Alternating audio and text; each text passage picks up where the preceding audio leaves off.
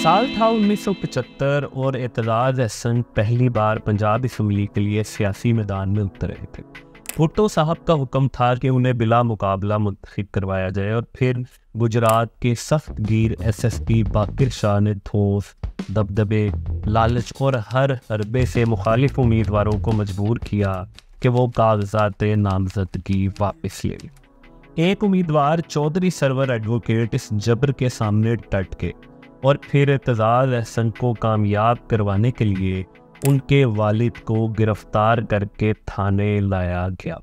जस्तजू में आज हम चौधरी एतजाज़ अहसन की दास्ताने हयात में ये भी जानने की कोशिश करेंगे कि चौधरी एतजाज़ अहसन ने बतौर वज़ीर दाखिला क्या इंडिया को पाकिस्तान में मौजूद सिखों की फहरिस्तें फराहम की, उन्होंने कैसे सिविल सर्विस में टॉप करने के बाद सरकारी नौकरी के बजाय वकालत और सियासत को तरजीह दी, वो तमाम रिश्ते जो उनके सिविल सर्विसेज को ठुकराने के बाद वापस चले गए थे, फिर कैसे उनकी मोहतरमा बुशरा एतजाज़ के साथ शादी हुई, वो जुल्फ़िकार अली भुट्टो जिन्होंने एतजाज़ अहसन को बिला मुकाबला रुकने पंजाब असम्बली बनाया, क्यों उनके मुश्किल वक्त में एतजाज़ अहसन ने वजारत से इस्तीफ़ा दे दिया और फिर उन्हें पार्टी से ही निकाल दिया गया।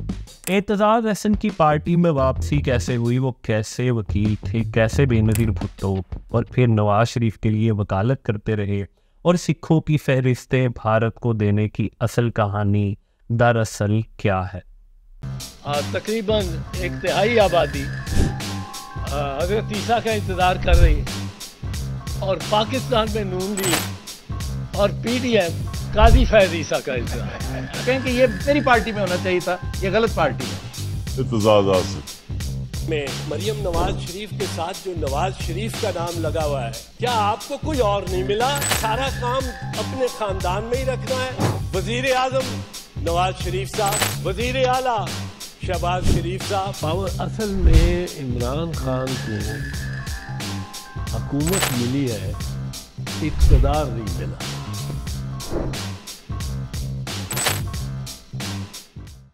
जिनकी घर का एक एक सोफा और एक एक कालीन एक प्रॉपर्टी टाइकून की मरहूने मिन्नत है, उन्हें दूसरों पर कीचड़ उछालने से पहले अपने किरदार और अमल पर एक नज़र डालनी चाहिए।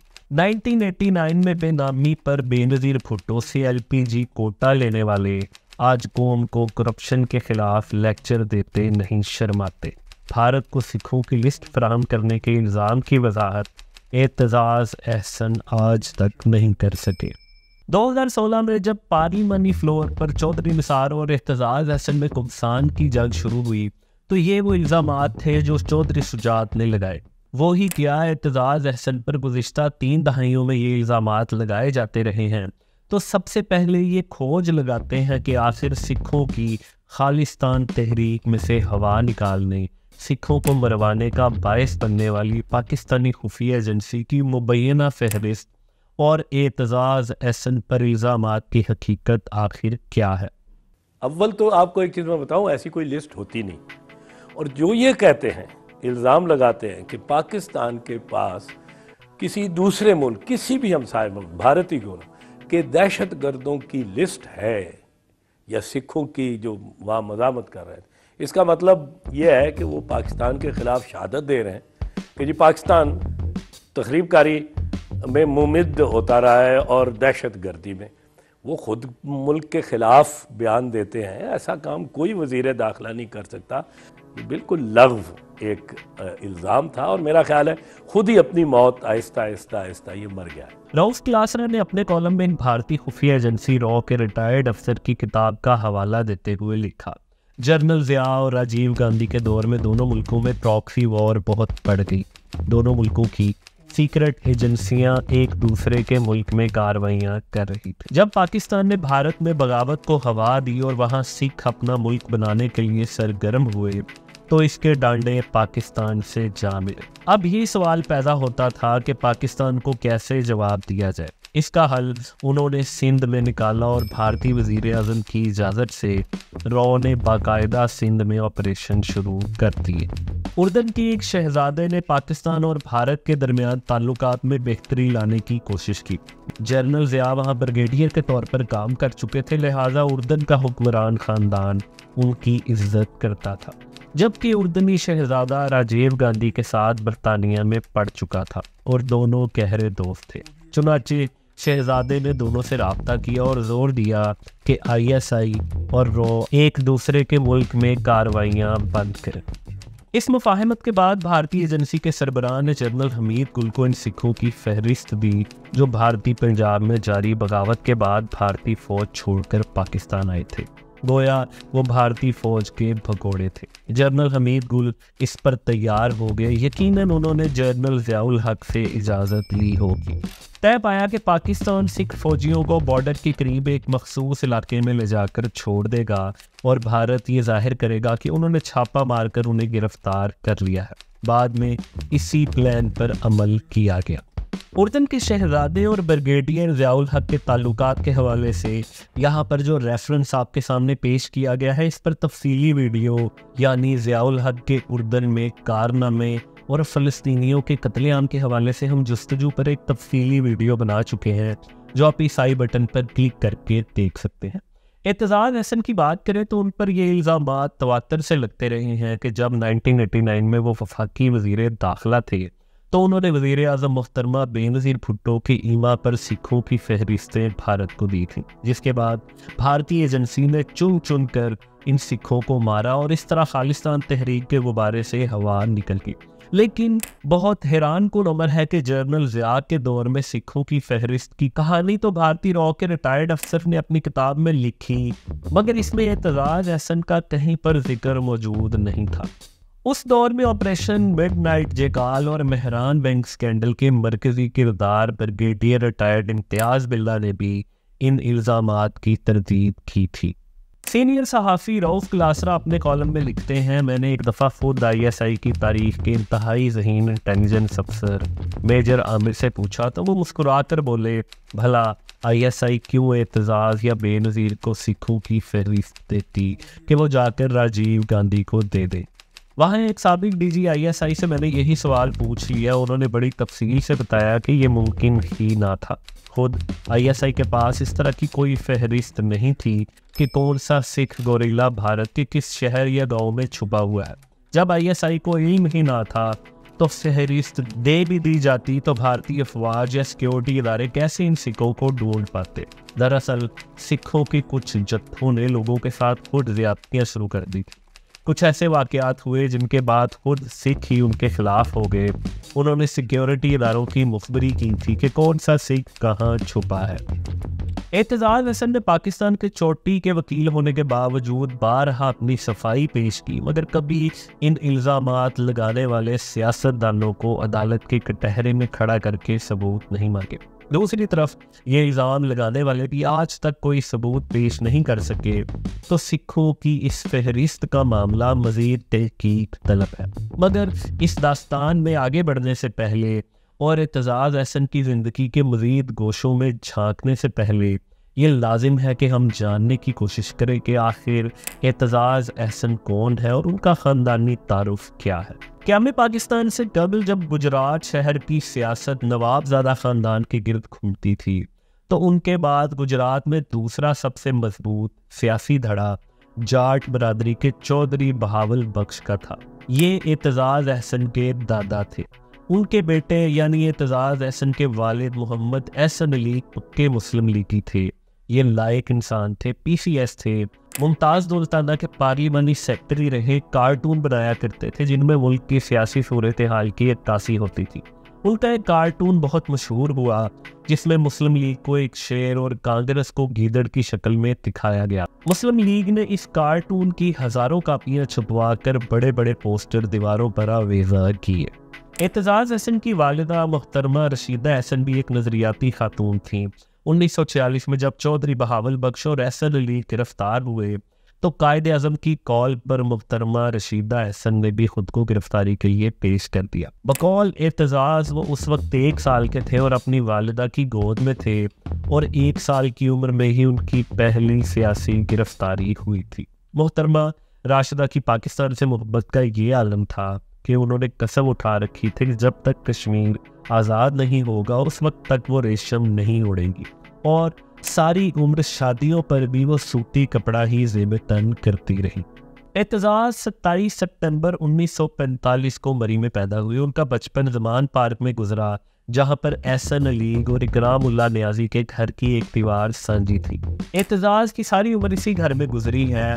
वो HSN कॉलेज में इमरान खान की कज़न माजिद खान के दोस्त हुआ करते थे। ये स्कूल की क्रिकेट टीम में भी माजिद खान के साथ खेलते थे और क्रिकेट मैच के दौरान ओपनिंग किया करते थे। ज़मान पार्क की तारीखी ग्राउंड में क्रिकेट खेलते उनका बचपन गुजरा, और उनके बकौल जब वो क्रिकेट खेला करते थे तो इमरान खान बाउंड्री पर देखा करते थे, क्योंकि उन्हें बच्चों की टीम में शामिल नहीं किया जाता था। 1950 में एतजाज़ को अपनी बड़ी बहनों के साथ क्वीन मैरी कॉलेज लाहौर में दाखिल करवाया गया। 3 साल बाद HSN कॉलेज में दाखिल करवा दिया गया। वालिद क्योंकि एक अदबी शख्सियत भी थे, इसलिए बचपन में उन्हें मीर गालिब और इकबाल की शायरी सुनाया करते और उसकी तशरीह भी बताया करते थे। 1963 में गवर्नमेंट कॉलेज लाहौर में दाखिला लिया, जहां पर सरमद सहबाई, शुएब हाशमी उनके कॉलेज फेलो थे। तलबा सियासत में हिस्सा लेना शुरू किया और कालाबाग के खिलाफ एहतजाज में गिरफ्तार हुए। गवर्नमेंट कॉलेज में ही मादरे मिलत की इलेक्शन कैंपेन में बतौर तालिब इल्म हिस्सा लिया। गुजरात शहर में जाकर अपने सियासी हल्के में मादरे मिलत की इंतखाबी कैंपेन करते रहे। गवर्नमेंट कॉलेज से BA के बाद डाउनिंग कॉलेज कैम्ब्रिज चले गए। लंदन से बार का इम्तिहान मुख्तसर तरीन वक्त में पास करके 1967 में पाकिस्तान आए। CSP बनने का रुझान था तो ख़ानदान के कहने पर इम्तिहान दे डाला। मुत्तहिदा पाकिस्तान में अव्वल पोजीशन हासिल की, मगर सरकारी नौकरी पर दिल नहीं मान रहा था। जब एतजाज़ ने ख़ानदान में ये ऐलान किया कि वो सिविल सर्विसेज को ज्वाइन नहीं करना चाहते तो ख़ानदान 2 हिस्सों में तकसीम हो गया। ये 14 जुलाई 1970 की तारीख थी जब उनका रिजल्ट आया और उनको 8 अक्टूबर तक ज्वाइन करना था। ऐसे वक्त में एतजाज़ का इस्तदलाल ये था कि हर कोई सिविल सर्विसेज की तरफ जा रहा है। उनकी सोच में मार्क्सी रंग गालिब था, जवान खून था, इनकलाब उनके सर पर सवार था, तो वो समझते थे कि सरकारी नौकरी में जाकर उनका ये इनकलाब भी घुट जाएगा। तो ऐसे वक्त में एतजाज़ के मामू प्रोफेसर सईद अहमद को ये जिम्मेदारी सौंपी गई कि वो इन्हें कायल करे। तो उन्होंने आकर एतजाज़ को ये दलील दी, तुमने सोचा है कि इन चंद माह में तुम्हें कितने रिश्ते आए हैं, ये सब चले जाएंगे। एतजाज़ का जवाब था, मुझ सुर्खे के साथ किस लड़की का मुस्तकबिल खराब करना चाहते हो। एतजाज़ सरकारी नौकरी न करने का हतमी फैसला कर चुके थे। सब रिश्ते वापस मुड़ने वाले थे, मगर इसी अरसे में अपने दोस्त फरीद हसन की शादी में उनकी नज़र मोहतरमा बुशरा सैफुल्लाह पर पड़ी। फरीद हसन की दुल्हन और बुशरा की सहेली के एतजाज़ के बारे में मुस्बत रिमार्क पर शादी की तकरीब में और बाद में मुलाकातें हुई, घर वालों तक बात पहुँची तो कैप्टन सैफुल्लाह ने एतजाज़ अहसन को अपनी फर्जंदी में कबूल कर लिया। एतजाज़ अहसन की 2 बेटियां और 1 बेटा है। खैर, एतजाज़ अहसन ने 6 अक्टूबर 1970 को CSP का ओहदा लेने से इनकार किया, मगर उनका फोकस इस कदर क्लियर था कि जिस 8 अक्टूबर को उन्होंने CSP का चार्ज संभालना था, उसी रोज़ लाहौर फ्लैटिस में पीपल्स पार्टी की एक तकरीब में भुट्टो के पास जा पहुँचे। उन्हें अपना तारुफ करवाया, बताया कि वो कहाँ कहाँ से पढ़ कर आए हैं, वो कुछ करना चाहते हैं, इनकलाबी जहन रखते हैं, और इस मकसद के लिए उन्होंने पाकिस्तान भर में टॉप करने के बावजूद सरकारी नौकरी छोड़ दी है। जाहिर सी बात है भुट्टो मुतासिर हुए। वो वैसे भी पार्टी में वकला को शामिल करने को तरजीह देते थे और एतजाज़ तो एक ब्राइट इंसान थे। और फिर उन्होंने 1975 में उस वक्त गुजरात के चौधरी एतजाज़ अहसन को याद रखा जब वहाँ पर पीपल्स पार्टी की एक नशिस्त खाली हो गई। एतजाज़ अहसन सारी उम्र आइन और कानून की बात करते रहे, बराबरी की जद्दोजहद करते रहे, लेकिन अफसोसनाक तौर पर वजारती सियासत में उनकी एंट्री ताकत की राहदारियों के इशारों पर हुई, जब उन्हें रुकने सूबाई असम्बली बनाने के लिए रियासत की ताकत को इस्तेमाल किया गया। 1970 के इंतखाबात में चौधरी अनवर सुम्मा एडवोकेट PP 20 गुजरात 2 से NPA मुंतखब हुए थे। उन्हें भुट्टो हुकूमत में वजीर माल व आबपाशी मुकर्रर किया गया। मार्च 1975 में उन्हें गुजरात में कत्ल कर दिया गया तो खाली होने वाली पीपल्स पार्टी की नशिस्त पर बहुत से उम्मीदवार थे। जुल्फ़िकार अली भुट्टो जब चौधरी अनवर सुम्मा की वफ़ात पर इजहार ताज़ियत के लिए गुजरात पहुँचे तो गुजरात के हेलीपैड पर वो तमाम उम्मीदवार बगलों में फाइलें दबाए मौजूद थे जो अब इस नशिस्त के लिए पीपल्स पार्टी का टिकट हासिल करना चाहते थे। मगर भुट्टो ने वहीं खड़े खड़े ये ऐलान कर दिया कि वो इस हल्के से एक ज़हीन और काबिल नौजवान बैरिस्टर एतजाज़ अहसन को टिकट देने का फैसला कर चुके हैं। भुट्टो का हुक्म था कि एतजाज़ को बिला मुकाबला कामयाब करवाया जाए, तो ये ड्यूटी गुजरात के सख्तगीर SSP सैयद बाकिर अली शाह को सौंपी गई, जिन्हें प्यार, धौंस, लालच हर तरीके कार इख्तियार करते हुए मुखालिफ उम्मीदवारों को कागजात नामजदगी वापस लेने पर मजबूर करने का टास्क दिया गया। ताहिर महमूद चौधरी ने हम सब पर अपने एक मजमून में इसका अहवाल कुछ यूँ बताया है। उन दिनों लड़कों में लंबे बाल रखने का रुझान आम था। बाकिर शाह SP को लंबे बाल सख्त नापसंद थे। उनकी फिरौनियत का ये आलम था कि वो अक्सर अपनी जीप रुकवा कर राह चलते लड़कों खुसूसन तलबा को रोककर उनकी टिंड करवा देते या उनके बालों में कट लगवा देते। उस वक्त की PPP हुकूमत की जानिब से DC और SP बाकिर शाह को सख्ती के साथ हिदायत की कि जो कुछ मर्जी करो, एतजाज़ अहसन को हर सूरत बिला मुकाबला कामयाब होना चाहिए। DC और SSP का मिशन शुरू हुआ। कुछ उम्मीदवारों ने सूरत हाल से फ़ायदा उठाने की कोशिश की तो मुअज़्ज़ा, मोहसन के, अनवर और दरिया वाली साइड के नौजवान वकील ने मुतालबात रखे जो पूरे कर दिए गए। एक उम्मीदवार को महकमा फैमिली प्लानिंग में नौकरी दे दी गई, कुछ को नकद रकम देनी पड़ी और कुछ दबके से ही मान गए।